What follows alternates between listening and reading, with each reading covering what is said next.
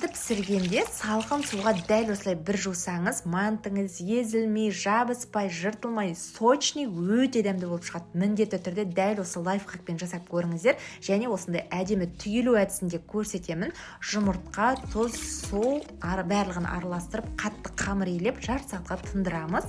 Енді арасында бас қоямыз. Тынған қамырымызды ұзыншалап кесіп, кіші бөліктерге бөлеміз. 18-19 граммнан мен өлшеп алдым. Ұзыншалап дәл осылай жайып аламыз. Салмасынан тартылған ет, пияз, қалауымш асқабақ, тұз бұрыш қоссаңыз болады. Ұзыншалап жайған қамырыңызға енді 2 ас қасықты толтырып салмасын салып, осылай асты жағынан бастап түйіп шығамыз.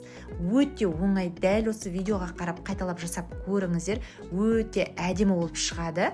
Қазір тағы бір мәрте көрсетем, асты жағынан екі жақ шетінен жапсырамыз. Міне осылай өзі түйіліп кете береді. Әдемі болып өріп шығамыз. Соңында тағы да қолымызбен ішіне қарай басып, екі жақ шетін жапсырамыз. Енді майланған мантаваркамызға салып 35 минуттай пісіріп алатын боламыз. Піскен бетте салқын краннан алынған суды бір құйып жіберсеңіз, мантыларыңыз керемет, жабыспай, сочный болып шығады. Дәл осы лайфхакты жасап көріңіздер.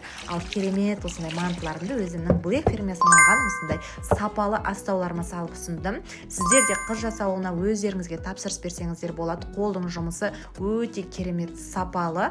Міндетті түрде парақшасына тіркеліп алыңыздар. Ал енді сіздерге ас болсын, міндетті түрде жасап көріңіздер.